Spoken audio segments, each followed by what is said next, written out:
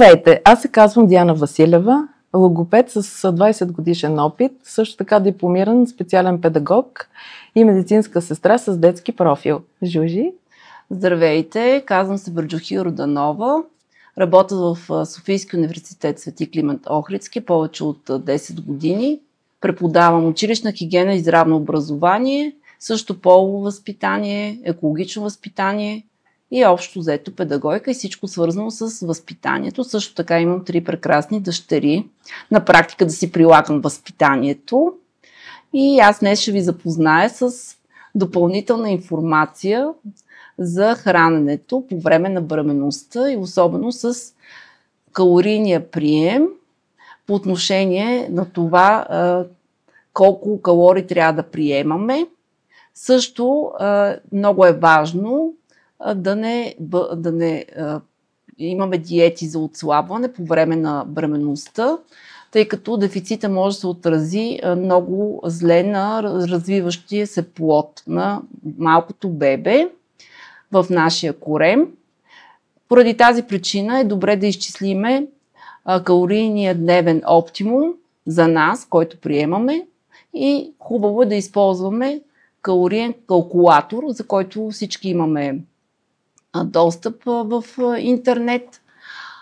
След като го изчислиме, да добавиме съответно необходимите калории за всяко 3-месечие, като за първото 3-месечие не се изисква повишаване на калорийния прием. За второто, в зависимост от килограмите, например, ако сме повече от 25 на нормално тегло, тогава е добре да приемаме не повече от 200 калории повече от нашата дневен калориен оптимум. А ако сме по-малко от 25 кг надали в третото 3-месечие, тогава се приемат около 340 килокалории. За третото 3-месечие при повече от 25 кг нададени по време на бременността, трябва да приемаме около 400 калории, ако сме по-малко от 25 кг, около 450 калории. Като пак ще обърна внимание, че е добре през бременността да се храни жената по-често, около 5-6 пъти и на малки порции, така че да не получава вълчи глад. И също да набляга повече на фибрите и белтъчините, или с други думи протеините, които се съдържат в млечните продукти и в месата, като е хубаво да не се употребяват толкова червени меса и не толкова тлъсти, повече заешко, плъшко, също пилешко. Само че вчера говорих с една моя приятелка гинеколожка, тя това коментира, че в пилешкото месо, знаете, много често се използват хормони. И в този случай е хубаво да намериме домашно месо и по възможност да си го набавяме от някои ферми. Това се отнася и за млечните продукти. Протеините са много важни или белтъчините за изграждане на клетките и за мускулите. Млечните продукти, като сирена, но е хубаво да бъдат зрели сирена, а не такива полузрели, меки, трябва да са твърди, като галда, пармезан. Също нашето българско сирене е добре, както казах, от ферми да се набавя. Те отговарят за калция, за изграждането на костите и витамин D, ако не може в топлите дни да седиме на слънце поне 10-15 минути, тогава, особено лятото, може да изгориме, не е препоръчително или да ни стане лошо. В такъв случай добре да се добавя да приемаме допълнително добавки с витамин D, които подпомагат усвояването на калция. Омега-3 масни наситени киселини са много важни за развитието на мозъка, като е добре да се приемат рибни продукти, аншоа, херинга, скумрия, преди всичко морски риби, не толкова отглеждани в развъдници, тъй като също в развъдниците не знаем какви антибиотици и как хранят рибите. Хубаво е да се избягват хищните риби, като риба, меч и акула. В тях се открива повече живак. Също миди не се препоръчва. И е добре да бъдат приготвени месата до пълно изпичане и рибите не полусурови, защото има риск от бактерии, вируси и инфекции, които няма да се отразят добре на бременността. Да се избягват солените храни, консервираните, саламите, пакетираните храни също. Солта възможно по-малко да се приема, защото по време на бременност жените са склонни да задържат течности в организма и солта предразполага към това да се получават подуване на краката, също висок холестерол, да се получи прееклампсия, което е свързано с повишаване на кръвното налягане, което е риск за преждевременно раждане, както риск за майката, така и риск за детето, и да се спазва здравословна диета. Храненето трябва да бъде и балансирано, и здравословно, и разнообразно, защото ако ядеме само картофи, те не са достатъчни. Един продукт да се яде, който да набави всички необходими вещества и витамини, като да се набляга повече на зеленчуците, особено червено-оранжевите зеленчуци, богати са на витамини, на фибри, също на бобовите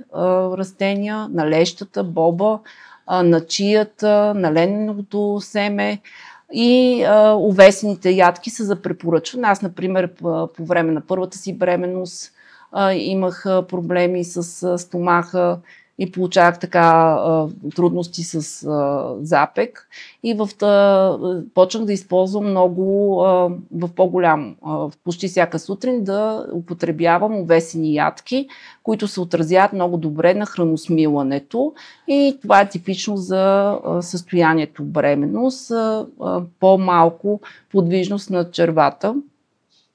Така че ви препоръчвам горещо. Друго, на което освен за храненето да наблегне по време на бременността, е да не се употребяват захар, да не се употребява захар, пакетирани сладки неща, изделия, повече глюкоза, но не в голями количества, примерно да се набавя сладкото от плодове. Като в по-малки количества да се яде грозда и банан, независимо, че има глюкоза, плодова захар, тя не е толкова полезна, може да се получи инсулинова резистентност и да се развие диабет, който е гестационен диабет, който се нарича, и създава опасност за майката и детето. Т.е. да се използват по-кисели плодове, като във връзка с това, нали, всеки от нас знае, че домата от една страна се води зеленчук, нали, се води плод. И умно е да знаем, че това е плод. От друга страна, още по-умно е да знаем да не слагаме домата в някакви плодови салати, да слагаме домата в зеленчуковите салати. Философско е да се чудиме дали от домата може да си направим смути. В такъв случай, това, което да обърна внимание, че трябва да се използват, да се употребяват повече зеленчуци да се консумират в сравнение с плодовете. Тъй като, независимо, че е плодова захар, тя също се натрупва в организма, дори има така способност за глюкозата директно да става на мазнини. Самата бременност предполага надаване на тегло и желателно е да не нададеме много на тегло, да не се чувстваме много гладни, да не едеме много хляб или тестени неща, а повече да ядеме пълнозърнест хляб, по-рядко да го използваме, сутрин може би на закуска и по-здравословно да се храниме. Също пакетираните храни и полуфабрикатите съдържат токсини, което е наистина много притеснително, както и действат на хормоните в организма, естрогени съдържат и в месото, пилешкото, както споменах, и може да попречи на задържането на бебето. Друго интересно, за което исках да говоря, е относно това, че всички дами искат да бъдат красиви по време на бременност и за да предпаза своето бебе и за да бъде то здраво и физически и психически, е добре да намалят разкрасителните процедури, а не за друго, а защото може чрез продуктите, които се използват, да навлезат някакви токсични вещества през кожата. Кожата е най-големия орган, който има много функции, дихателна, сензитивна, също и отделителна функция. Чрез кожата се поемат вещества и тя може да реагира. Във връзка с това за козметиката не ви препоръчвам да си боядисвате косите. Това ми го каза и гинеколожката по време на бременност. Не защото боята няма да ви хване, а защото има токсини в нея, някакви химикали, които може да навлезат в организма и чрез пъпната връв да достигнат до детето. Също да се използват гел-лакове не се препоръчва по време на бременност. Имат също химикали и да внимавате за боди лосионите, които използвате, лосионите за тяло. Аз, например, по време на първата ми бременност не можех с лавандула. Имах един лосион с лавандула и ми ставаше лошо. И знаете, че има и някой при тях сутрешно гадене, при някои бремени.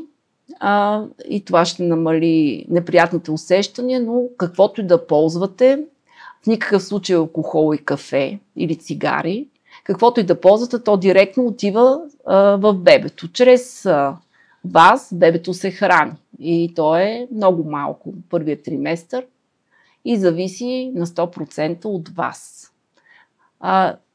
И затова интересни факти мога да споделя.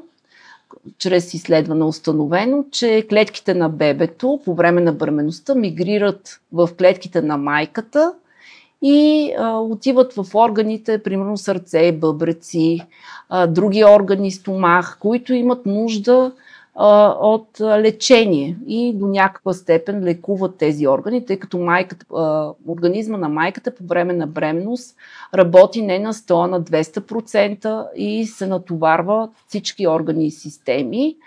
И е установено, че чрез тези клетки, които са от бебето и са мигрирали в организма на майката, дори и в мозъка, остава до края на живота на майката и по този начин се поддържа връзка между майката и детето, която връзка всъщност трябва да се усети. Действително трудно може да се говори за нея, но на мен ми се е случвало да се притесна нещо за детето си и в този момент то ми се обажда, независимо, че е на 200 км от мен. Така че тази връзка остава за цял живот. И на бременност, дори на по-късна възраст, е отговорна за обновяване на организма, независимо, че може да е по-рискова, но също за подмладяване. Аз, например, съм на 42 години, родих третото си дете и действително се чувствам много по-жизнена, енергична и естествено много хора казват, че така младея и надявам се благодарение на детето ми и общуването с децата действа много положително. Гушкането на децата, защото клетките им се делят всеки ден изключително бързо. И вчера слушах на една психоложка мнението относно това, че бабите и дядовците ходят на площадките, седат на пейките и наблюдават малки деца, защото по време на играта на децата и като ги наблюдаваш, се отделя хормон на щастието, така че те ни действат наистина положително. А днеска друга психоложка каза, че в крайна сметка раждаме деца заради нас самите, но пък работата на родителите е да направят детето здраво и самостоятелно, което е най-важното. Да може само да се справя в живота. И независимо колко ги обичаме, да може да се отдели от семейството си, да направи собствено семейство. Сега давам думата на Диди да разкаже по време на бременността кои рефлексии се развиват и кои са важни и какво да наблюдаваме в децата си, когато се родят. Искам да ви кажа най-напред, че ние вътреутробно развиваме над 30 примитивни рефлекса, но програмата за баланс на мозъка се занимава само с тези, които са в тясна връзка с дисбаланса на мозъка. Тези рефлекси трябва да са включени още веднага при самото раждане и да са активни до 4-6 месец, след което единствено този рефлекс, който е на бабински, той остава до около първата година. След това пък трябва да наблюдаваме дали тези рефлекси постепенно отпадат и ние трябва да следим за тяхното отпадане към 6-тия месец, както споменах.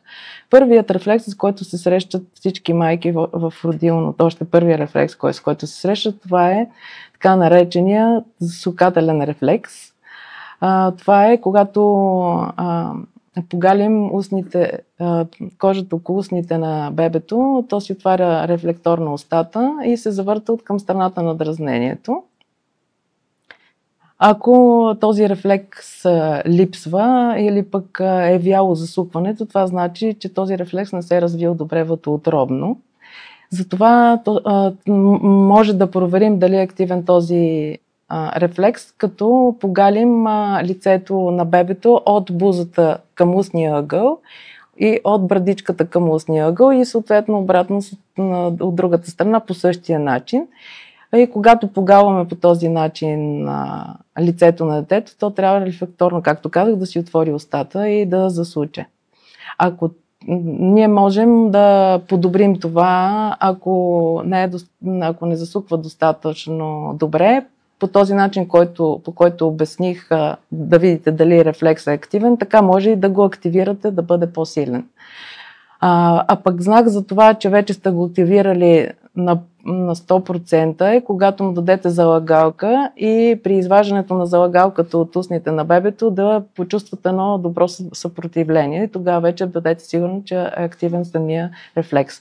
След това пък трябва да следим и за неговото отпадане, защото ако той не отпадне, знаем, че някои деца до 2 до 3 годишна възраст не искат да се разделят с тяхната биберона залагалка. Така че пак има техника за премахването, но това ще говорим малко по-натам. Следващия рефлекс, това е рефлекса на Моро. Този рефлекс е когато бебето чуе силен шум, тогава то се стряска и веднага след това заплаква. Също така... само да питам, той от самото начало ли чува добре бебето? Защото казват, че в началото бебетата не чуват толкова добре и могат да спят и на шум. Не, този рефлекс, когато при силен шум, то бебето реагира и тогава ние разбираме остро, шума трябва да е силен, когато пляснем с ръце, той може да се активира и така да разберем, че този рефлекс всъщност се е активирал. Също така се стимулира, когато бебето залитне напред и той му позволява да се задържи за майката, за да не падне. При него да се провери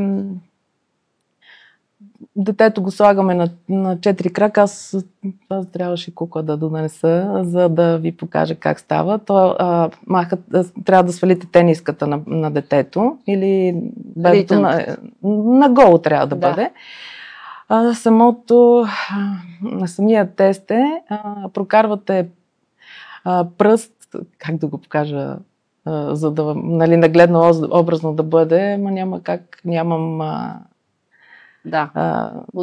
готовност и манекен за това, така че ще се опитам да ви го обясна.